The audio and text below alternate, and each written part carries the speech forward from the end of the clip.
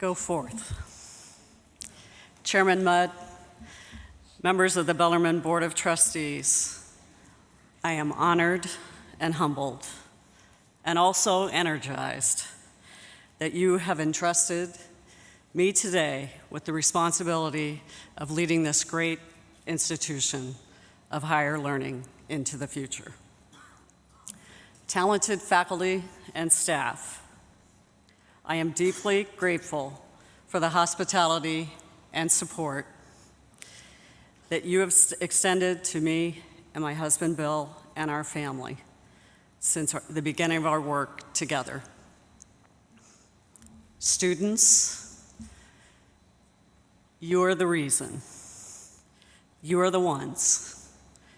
Thank you for showing the world the Bellarmine Night in you this week with the service projects.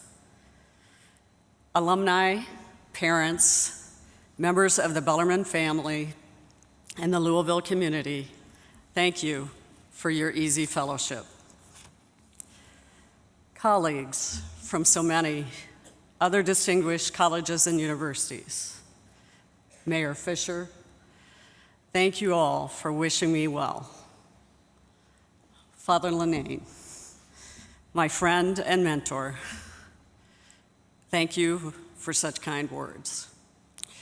You've always boosted my self-confidence, and now is definitely a welcome time for that. And members of my family, and my extended family, and my friends, and especially my sister and brother-in-law and niece. I know that you know how much it means to Bill and Caitlin and Megan to have you here with us today in our new home. This morning, many of you attended the Inauguration Mass at Mount St. Agnes. It was a beautiful celebration of faith and learning, which when you think about it, it is a good way to describe the promise of our life and community at Bellarmine University, a celebration of faith and learning. In fact, we sang that hymn this morning that was aptly entitled, Praise the Source of Faith and Learning. And as I sang, the lyrics struck me as an expression of the heroic purpose and the unique value of a liberal arts education in the Catholic tradition. The words seem to illuminate Bellarmine's own Latin motto, in veritatis amore, in the love of truth. The second verse of the hymn says, God of wisdom, we acknowledge that our science and our art and the breadth of human knowledge only partial truth impart. Far beyond our calculation lies a depth we cannot sound, where your purpose for creation and the pulse of life are found. These words, written by Thomas Troger of the Yale Divinity School and set to the tune of the Welsh hymn, Hyfrydol, evoke not just the compatibility of faith and reason, but the necessity of nurturing both in our lives. It is the perfect hymn for a university like ours, a university teaching at the intersection of the liberal arts and professional studies, and rooted in the Catholic educational tradition, because the lyrics go straight to the heart of our added value. Our bright students come to us from all faith traditions and no faith tradition. Our faculty and staff are determined to impart on these young people science and art and the breadth of human knowledge. And we are determined to teach them how to create new knowledge for humankind. But also, yes, we impress upon them the importance of faith, of spiritual life, of ethical behavior, of developing and maintaining a coherent and grounded interior life of honesty, integrity, and compassion. our faculty, our students, our graduates, go forth from here with faith and learning to make the world a better place. This Inauguration Week, our students mark the occasion by demonstrating these values with a variety of community service projects. They collected canned goods for Dare to Care. They delivered 123 blankets and pillows to Norton Children's Hospital. And tomorrow, they will prepare and serve meals with me at the Franciscan Kitchen, which provides about 400 meals a day to the hungry and the homeless. Explore the world, start within. And so we help our students find their purpose in the pulse of life. Explore the ultimate questions and search for truth wherever that search may lead. On a college campus, young people grow up. What kind of adults will they be? At Bellarmine, our mission is to help students develop the intellectual, moral, ethical, and professional competencies so they will go forth into the world with successful living, work, leadership, and service to others. In our mission statement, the words moral and ethical are right there with intellectual and professional. In today's world, we need the smartest person in the room to also be a good person. Seeing to that outcome is a mission worthy of our dedication and our life's work. We hear many vocal critics of higher education these days, but they like to challenge us with the question, is college worth it? It is a question that seems to dominate the media and public imagination. Popular criticisms include that college costs too much, that a liberal arts curriculum is no longer relevant because it doesn't match the needs of the workforce, and that college campuses are bastions of liberal political thought that exclude competing views. And in the most time-honored cliche of all, they say we live in an ivory tower. Those of us who are devoting our hearts and minds to educating university students accept valid critiques.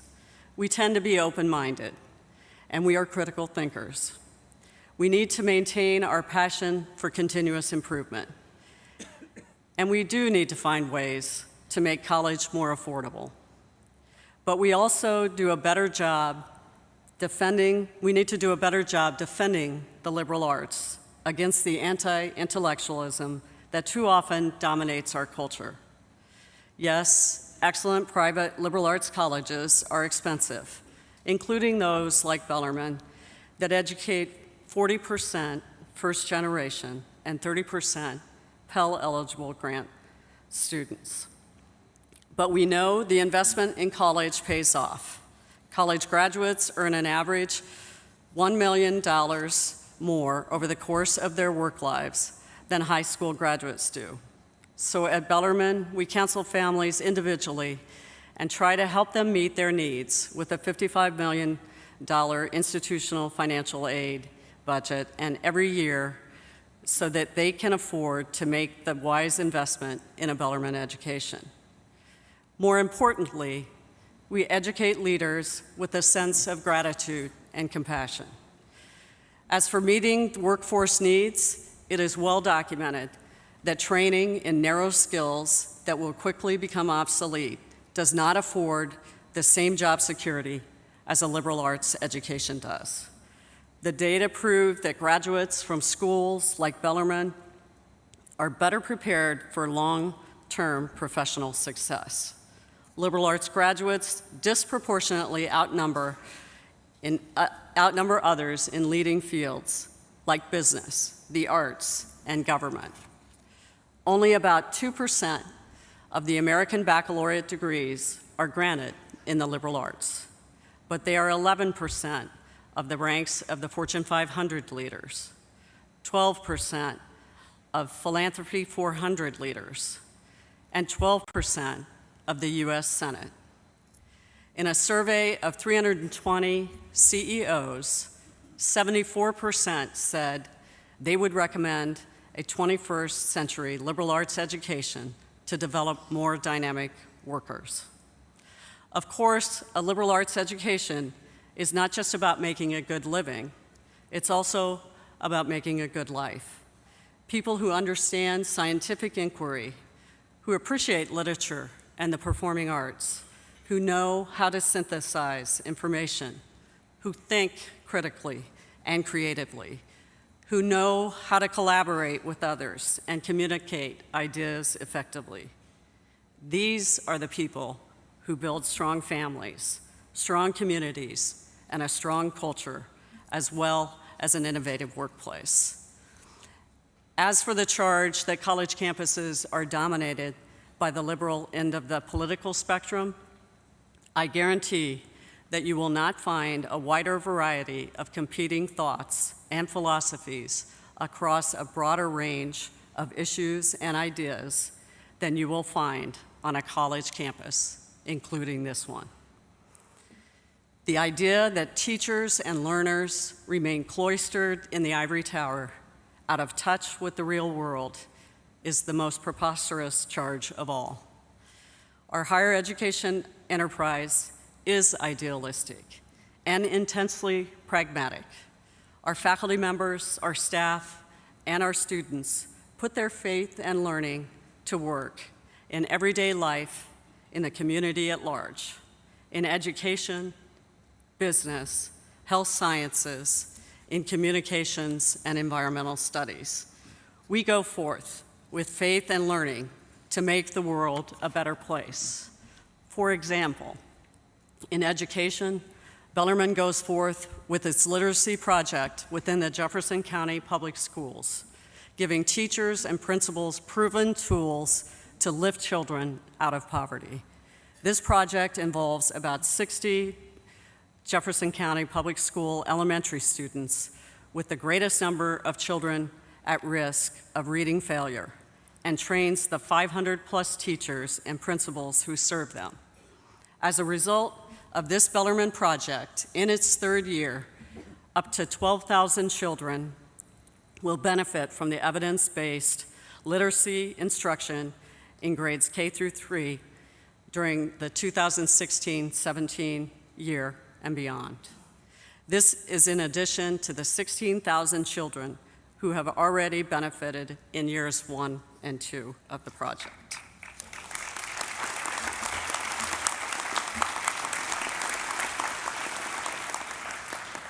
In business, Bellarmine goes forth with social entrepreneurialism and creative economic solutions to urban problems. One professor volunteers at a state prison, teaching life skills and leading a non-denominational worship service for inmates.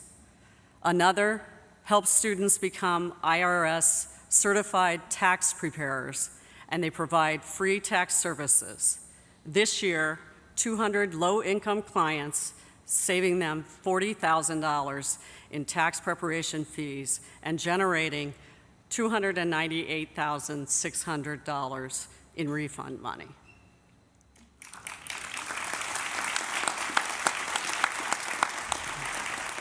A third faculty member will take students to the Louisville Urban League this year to analyze data and help them understand and communicate the community impact of their social service programs in health, housing, education, jobs, and justice.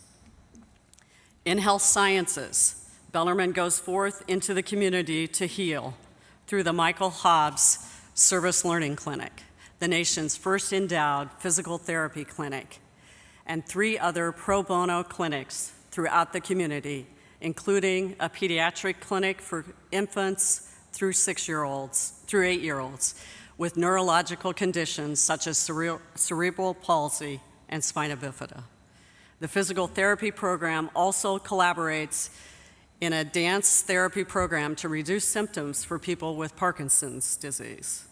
And students and faculty in physical therapy, nursing, exercise science, and medical laboratory science collaborate in an active STEPS program for people with diabetes in the West Louisville neighborhood in park development. And for the environment, and in line with Pope Francis' Laudato Si', the encyclical on the environment, faculty members serve on the boards of local and statewide conservation groups, including Kentucky Interfaith Power and Light and the Kentucky Conservation Committee, while students and faculty members share their expertise with the community through K through 12 school visits, service projects, and consultations for sustainable neighborhood planning. Students rebuild local wetlands, and a student-led food recovery network gathers perishable campus food that would otherwise go to waste and provides it to community agencies who feed the homeless. In communications, Bellarmine partnered with WaterStep and the Louisville Rotary Club so that people around the world could have better instructions for water purification. In connection with the service learning trip to Costa Rica, faculty and students designed wordless instruction manuals that eliminate all language barriers so that people anywhere can learn how to clean contaminated water by following the pictures. I could keep you here all day with examples of our community engaging in community service, but I'm not going to. Suffice it to say that Bellarmine University students, faculty, and staff go forth into the world with faith and learning, performing more than 24,000 hours of community service each year. And our alumni continue to live lives of leadership and service after they graduate. A husband and wife team who met as students at Bellarmine raise thousands of dollars each year for a food pantry in Appalachia, then lead about 30 alumni every year on an annual service trip to do home repairs for the families in need. A Bellarmine double major in theology and psychology has led emergency response programs all over the world for Catholic Relief Services. An education major operates the Dream Express bookmobile to promote literacy and to give children in poverty circumstances an escape from their lives and a view of a life they would not ordinarily see. Far from being out of touch with the real world, Bellarmine University and its graduates are deeply engaged in society, working to improve the human condition. And we will not back away from our responsibility toward our neighbors, our city, the region, and the world. We will intensify our commitment. We will provide an anchor in the storm of indifference and a beacon of light for our fellow human beings at the margins. This university on the Hill will continue to serve as a community of teachers and learners who understand that the liberal arts professional and graduate education are the keys that open doors for every person with a Bellarmine education. Bellarmine was founded in 1950 by Monsignor Alfred F. Horrigan, well known and respected as a parish priest and a human rights activist. Father Horrigan put the school in the vanguard of the civil rights movement in the 1950s and 60s, and it will proudly and diligently remain there. In 1973, a physicist by training, Dr. Eugene Petrick, became Bellarmine College's second president. Enrollment was declining, and the college was in dire financial straits. Dr. Petrick re-energized the college, expanded its academic programs, and built it into one of the region's leading private colleges. Mrs. Petrick is here with us today.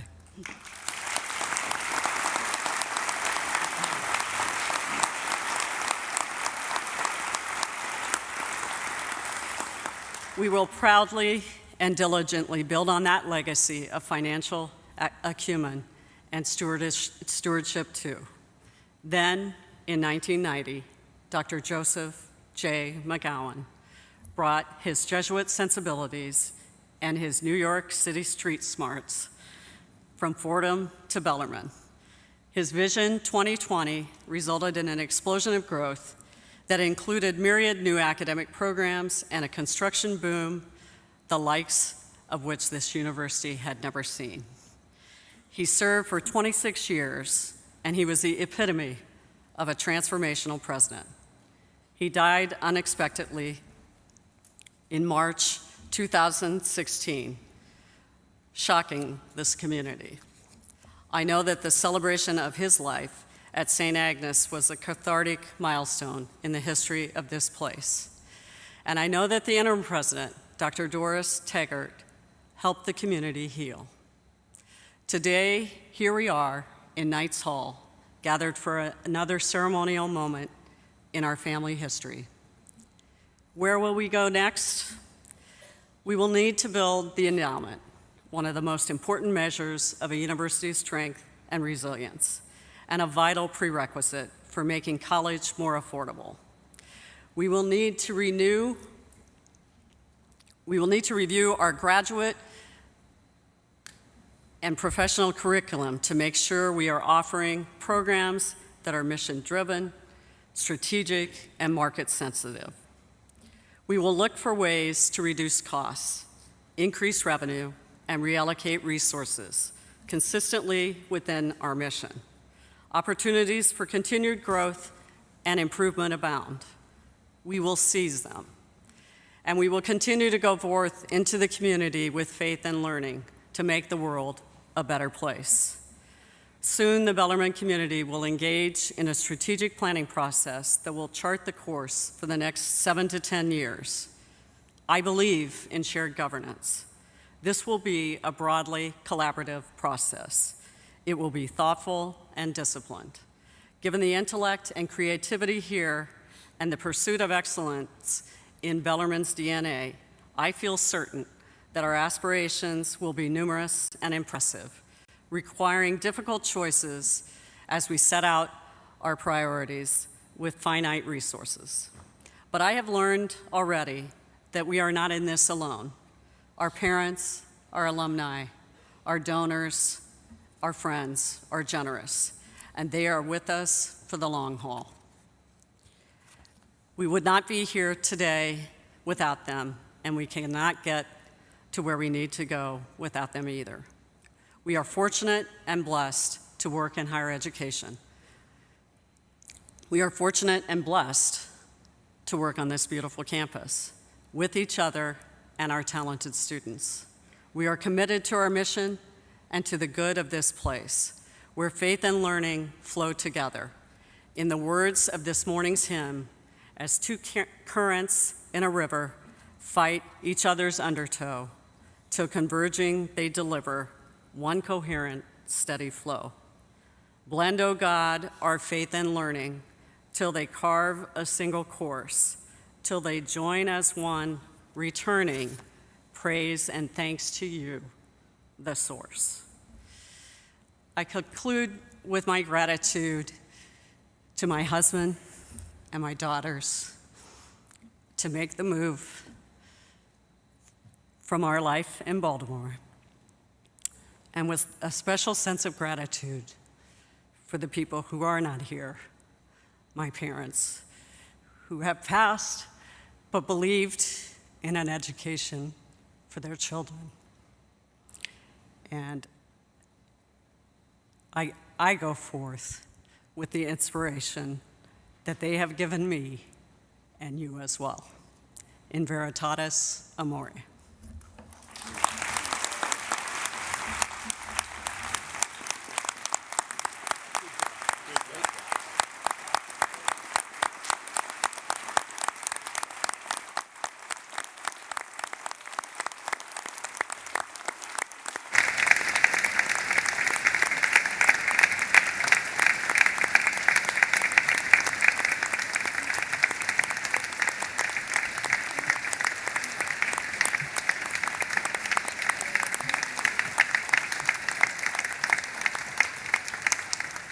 Thank you, President.